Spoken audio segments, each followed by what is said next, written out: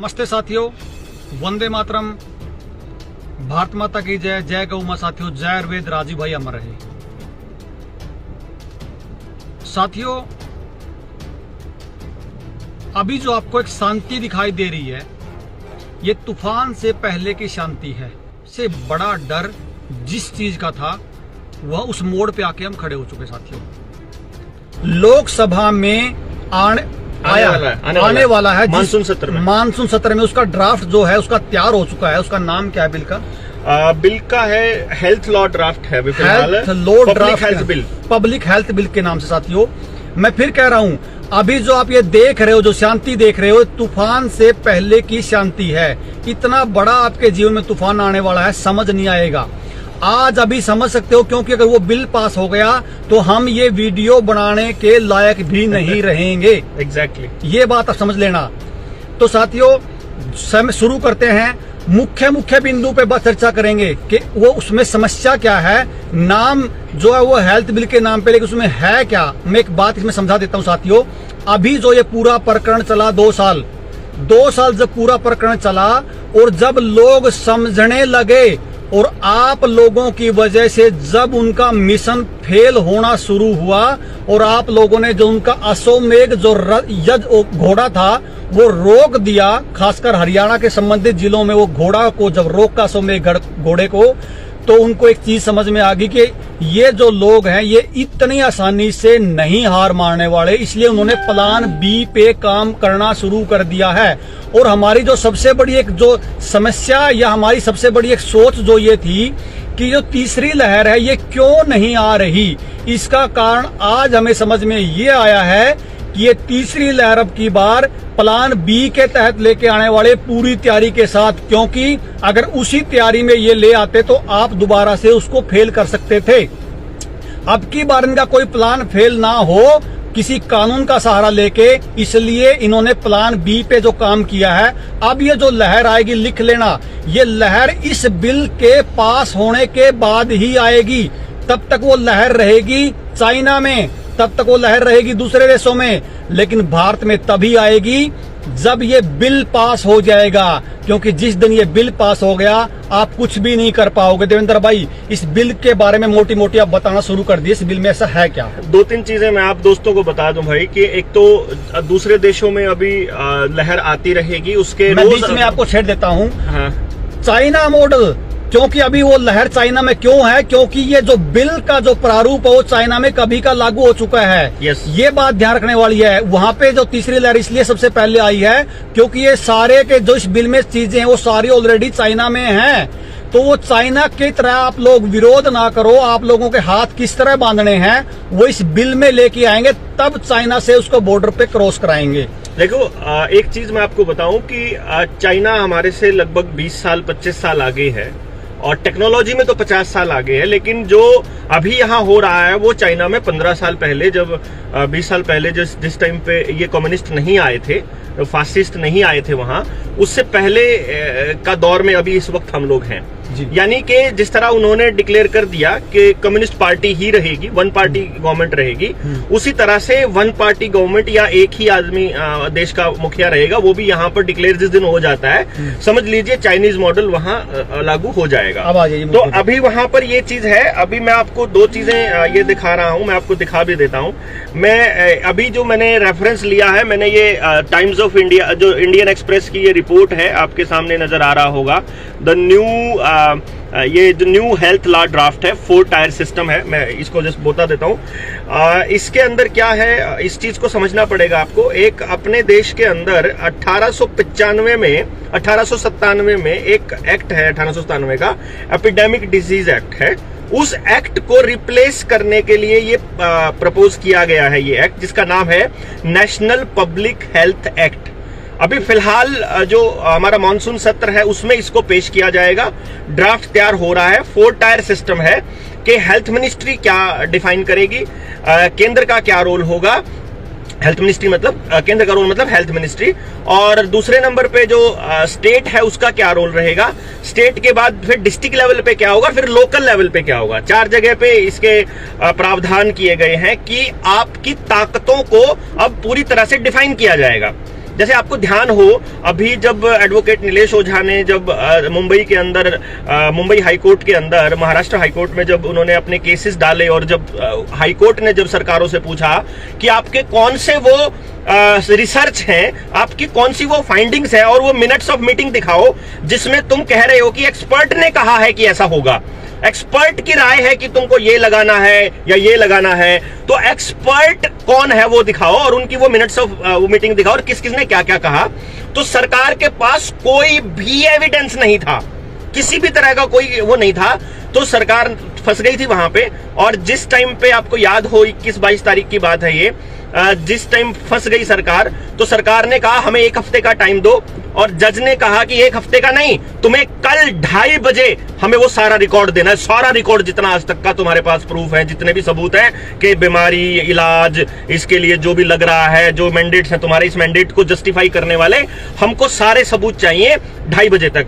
तो सरकार ने क्या किया, 1 बजे डिजास्टर मैनेजमेंट एक्ट को ही विड्रॉ कर लिया, क्योंकि आपको यह बात समझनी होगी कि एक हाई कोर्ट का फैसला पूरे भारत के हर हाई कोर्ट में लागू है, तो मतलब पूरे भारत को सबूत नहीं देना पड़ता और पूरे भारत के साथ ये होता। सरकारों ने ये देखा है अभी तक कि कौन कौन आदमी लड़ाई लड़ेगा, कैसी लड़ाई लड़ेगा, किस तरह के लोग होंगे उसमें, कौन वकील होंगे और क्या दलील देंगे। अब उन दलीलों का इलाज करने के बाद अब ये मार्केट में उतरेंगे और अगली लहर लेकर के आएंगे। ठीक है। असली जो मकसद है इनका वो है आपको पूरी तरह से लॉकडाउन में रखना। जैसे इस टाइम शंघाई की 2.5 करोड़ से ज्यादा पॉपुलेशन इस टाइम लॉकडाउन में है, कंप्लीट लॉकडाउन में। और ये चीज समझने के लिए आपको इस ड्राफ्ट को समझना पड़ेगा। इस ड्राफ्ट में क्या है असल में, मैं इसका मोटे तौर पर एक चीज बता देता हूं, जिसके कल हमने एक तो ट्रीटी है हमारी, जो पेंडेमिक ट्रीटी है, जो WHO ने पूरे हर देश को, हर मेंबर कंट्री को भेजी है। एग्रीमेंट है ना, कोई एग्रीमेंट है। जिस देश ने उसको साइन कर दिया वो देश उस ट्रीटी के अंदर आने पर WHO की दिए हुए दिशा निर्देशों को मानने के लिए बाध्य हो जाएगा। और अगर वो बाध्य हो जाता है तो आपके देश का कानून, आपके देश का संविधान नल एंड वॉइड हो जाएगा। ये बात को समझना बहुत जरूरी है। अगर WHO की ट्रीटी आ जाती है तो आपके देश के कानून, आपके मौलिक अधिकार, आपके जितने भी जो भी चीजें हैं वो सारी की सारी नल एंड वॉइड हो जाएंगी। जिस नेशनल पब्लिक हेल्थ बिल की मैं बात कर रहा हूं, जो आने वाले टाइम में कानून बनने वाला है, मानसून सत्र में ये आएगा। और तो इसमें क्या कहा है, बहुत ही खूबसूरत तरीके से मेंशन किया हुआ है। अंग्रेजी भी बोलूंगा मैं, ताकि जो लोग साथी हैं वो पढ़ पाएं, इस लैंग्वेज को समझ पाएं। A new draconian public health legislation to be introduced in the monsoon session of the parliament allows the government to forcibly धक्के से test, quarantine, whack dash scene the people of India। यानी कि आने वाले वक्त में अगर ये बिल कानून बन जाता है तो ये कानून सरकार को अधिकार देता है कि उसके बाद अगर सरकार चाहे तो आपको आपकी मर्जी के बिना जबरदस्ती टेस्ट कर सकती है, जबरदस्ती क्वारंटाइन कर। Any person can be examined, किसी भी आदमी का टेस्ट किया जा सकता है, vaccinated and given any other treatment without his consent. मतलब किसी भी आदमी को उसकी मर्जी के बिना कोई भी इलाज दिया जा सकता है।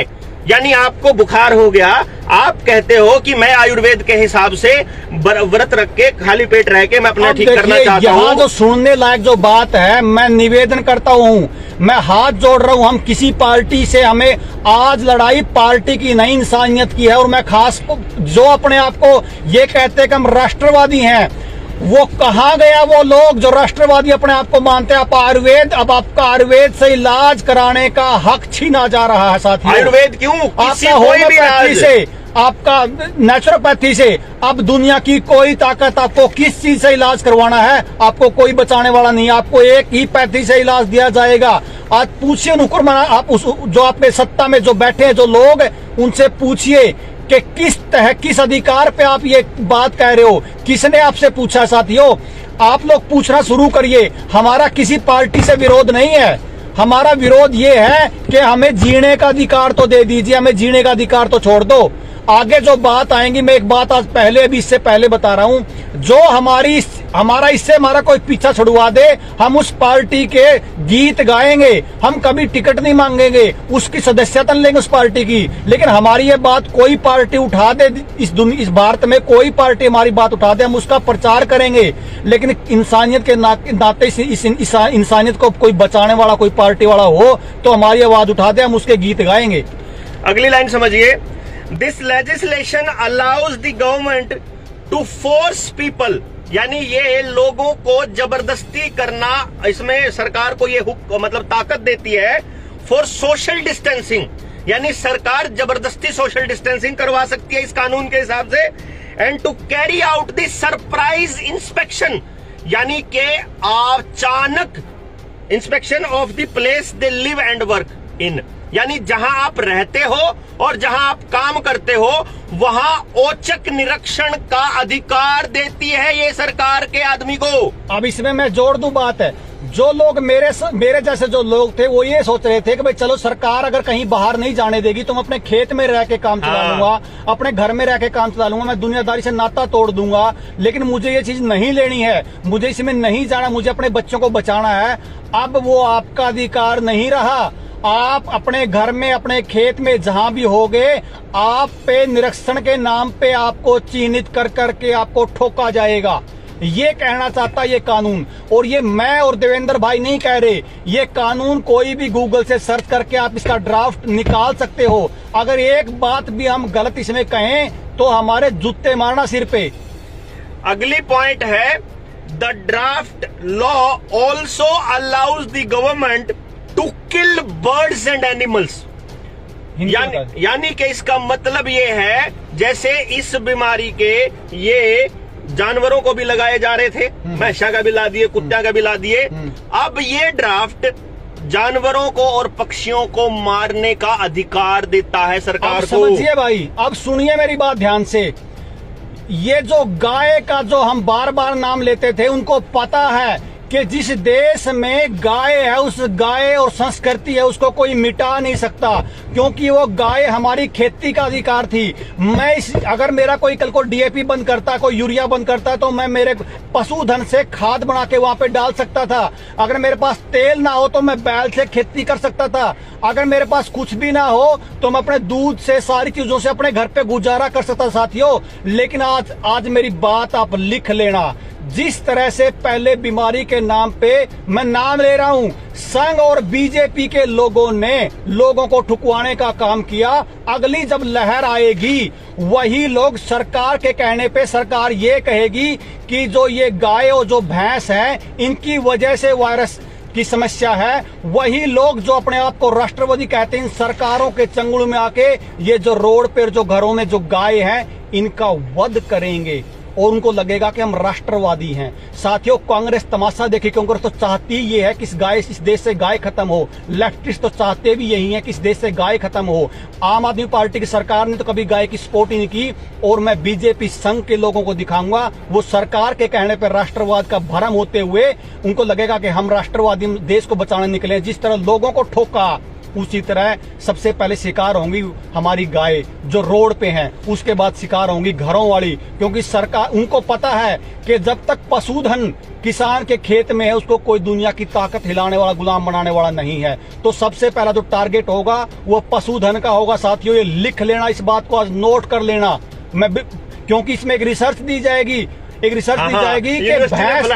भैंस और गाय के मुंह से जब जुगाड़ी करती है तो एक गैस निकलती है साथियों। लेकिन वो जो रिसर्च है वो जर्सी गाय की होगी, और मारने का जो आपका प्लान होगा वो देसी गाय को मारने का प्लान होगा। साथियों, मैं आज भी कह रहा हूं, हमारा किसी पार्टी से विरोध नहीं है, लेकिन आप इन पार्टियों के अंधभक्ति में निकलिए बाहर, क्योंकि अब जो विषय है वो इंसान को बचाने का, इंसानियत को बचाने का, साथियों गाय को बचाने का, देश को बचाने का है।